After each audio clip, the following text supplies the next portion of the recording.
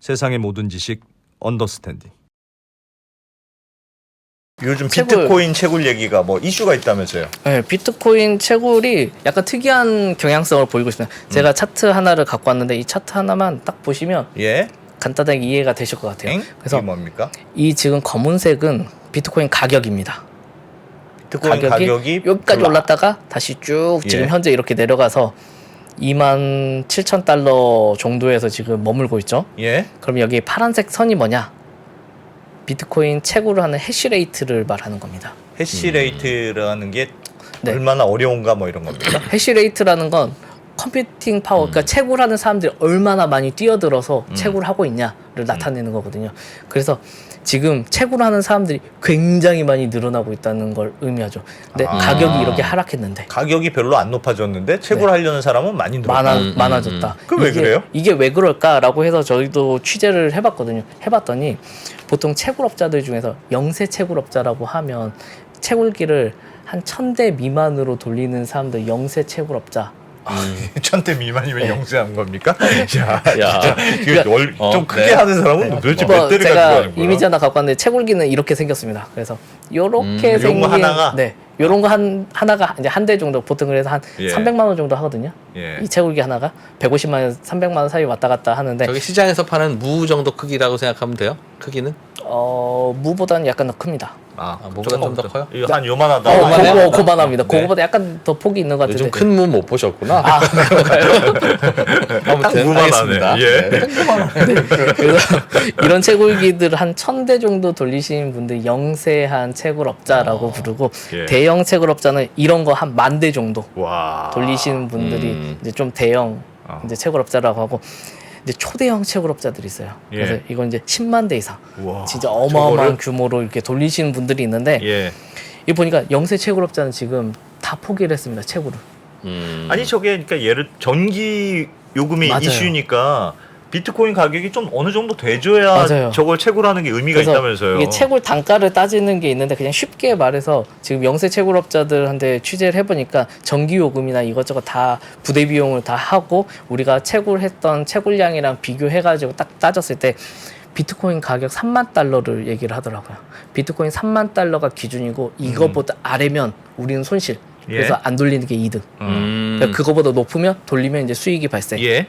보고 이제 대형 채굴업자는 2만 달러를 보더라고요. 아무래도 거의 이제 생산성이 높으니까. 네, 생산성이 높다 보니까 2만 달러를 그치. 기준으로 2만 달러 이상이면 우리는 수익, 예. 2만 달러 미만이면 이제 손실. 알겠습니다. 해서 그걸로 돌리고 이제 초대형 이제 그런 채굴업자들 이제 몇몇 개 그렇게 초대형 채굴업자 우리가 지금 말하는 곳들에서 몇 개 없거든요. 예. 근데 그런 곳들은 2만 달러 미만까지도 버틸 수가 있다.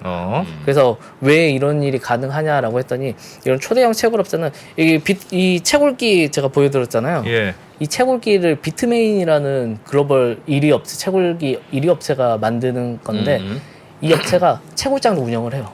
아예? 직접 자기네들이 아예 직접 돌리거든요. 그러다 보니까 여러 가지 인프라 비용이 많이 빠지게 되는 거죠. 특히 또 이런 것들은 그 전기 요금이 가장 중요하잖아요. 전기를 워낙 많이 쓰니까 예. 전기를 장기 계약을 체결을 합니다. 그래서 싸게 받아요? 싸게 받습니다. 그래서 보통 대형 채굴업자들은 10년 계약을 체결을 한다고 하더라고요. 그래서 그러다 보니까 가격 단가를 굉장히 낮출 수가 있어서 버틸 힘이 좀 있다. 그래서 그거 아세요? 지금 채굴을 가장 많이 하는 지역이 어딜까요? 예전 중국이라고 그러지 않았어요? 예전엔 중국이었죠. 지금은 아닙니다. 전기료 싼 데서 할 텐데 어디서요? 텍사스에서 제일 많이 합니다. 텍사스에서. 전 세계 비트코인 채굴의 30%가 텍사스에서 나와요. 거기는 왜 거기가 요즘 친환경 이제 에너지를 많이 얘기를 하잖아요. 그래서 예. 텍사스에서 지열이랑 태양광을 이용한 그런데 비트코인 그렇게 만든 활용을 전기를 어딘가로 맞습니다. 송전하기가 마땅치가 그 않아서 텍사스 넓은 사막에서 철철 넘치는 발생하는 거니. 싸게 그냥 막 주는 그걸 거야. 바로 그래서 텍사스의 채굴장이 굉장히 크게 만들어져서 전 세계 왜 그러고 있어? 채굴량의 이제 30%를 기껏 텍사스에서 친환경 발행합니다. 발전해서 지금 코인 만들고 있다고요? 근데 그게 아니면 이제 그건 저장할 수가 없어서 이제 휘발돼서 사라지니까. 어차피 네, 사라지니까. 이제 그렇죠. 그 업체들은 이제 여기에라도 공급을 해서 메꾸는 거죠. 그러다 보니까 지금 텍사스가 굉장히 많이 부상하고 있고, 이야. 이게 중요한 게 2024년 4월에 반감기가 예정되어 있습니다. 비트코인. 이것 때문에 지금 비트코인 시장이 굉장히 이게 어떻게 될까 방향이 어떻게 될까? 반감기라는 게 뭐라고 뭐예요? 했죠? 그래요? 비트코인 생산량이 절반으로 줄어드는. 그럼 난이도가 2배로 더 뛴다는 뜻입니까? 어려워져요? 아닙니다. 난이도는 그대로인데 생산량이 말 그대로 블록 하나 만드는데 보상을 주잖아요. 예. 지금 현재 보상이 6.25개입니다. 블록 하나 만들면 예. 네.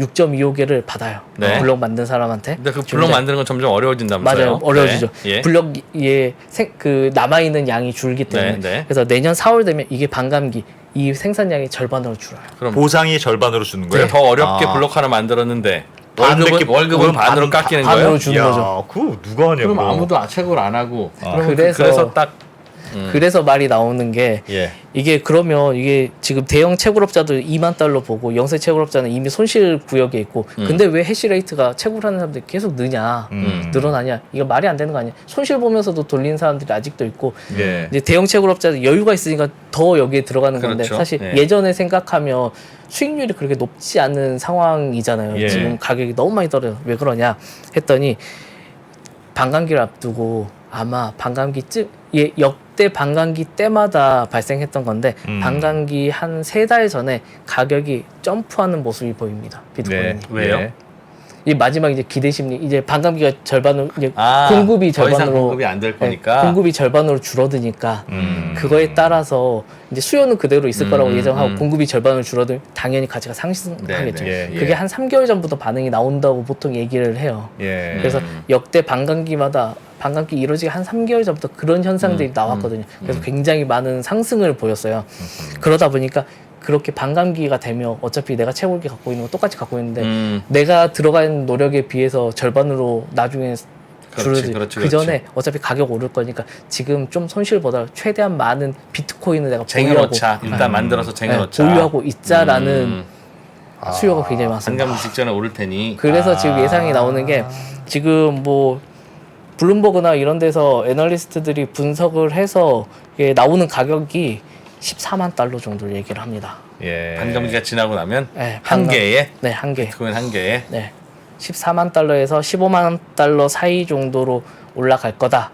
근데 그렇게 올라가야지 채굴 시장이 살아나긴 할 거예요. 안 그러면 망할 거니까. 그 말은 알겠으면 네. 그 말은 그러니까 지금 예를 들면 반감기를 기다리고 생산이 안 되고 있다가 반감기가 되면 가격 확 뛰어야 되는데 지금 막 생산을 하고 있어서 오히려 가격이 올라갈 기대감을 더 떨어뜨리고 있다는 거네요. 왜냐하면 계속 채굴이 되고 있으니까.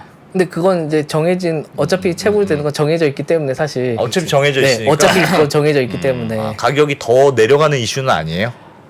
사실 가격이 더 내려가는 건 이제 거시경제 이슈 때문에 사실 내려가는 게 좀 더 강한 것 같고 그 외의 요인으로는 사실 비트코인 쪽에서는 올라가는 쪽으로 점점 기대감이 커지고 있긴 합니다. 호재가 있다는 거죠, 사실. 네, 호재가 있어요. 그러니까 호재가 사람들이 있으니까 그냥 호재라고 인식할 만한 어떤 그쵸. 이벤트가 기다리고 있으니 네, 특히 이제 사람들이 매수를 많이 할 거야. 채굴업자 같은 그렇죠. 경우에는 어차피 올해 지나서는 분명히 지금 가격보다는 오를 텐데 그러면 경쟁자들보다 내가 최대한 더 많은 비트코인을 갖고 있어야 돼라고 해서 지금 굉장히 알겠습니다. 막대한 자원을 그렇지. 활용하고 있는 거죠. 알겠습니다. 이건 오로지 수요에 따라 달린 거죠. 예를 들면 롯데 바다 코코넛 비스켓을 내일부터 생산량을 반으로 줄이면 그게 슈퍼마켓에서 가격이 2배가 됩니까? 네. 수요가 없으면 그냥 아마 줄이는지도 모를 거야. 알겠습니다. 알겠습니다. 다만 먹태깡이라면 2배로 오르겠죠. 목태강은 일부러 안 만든다는 얘기도 있어요. 어차피 많이 만들어도 이렇게까지 많이 팔리진 않은데 차라리 그냥 귀하게라도 만들자. 그러니까 오로지 수요에 루머도 달려 있습니다. 있다. 알겠습니다. 자, 롯데저가 기자님. 소리 죄송합니다. 자, 디지털 에셋 박근모 편집장님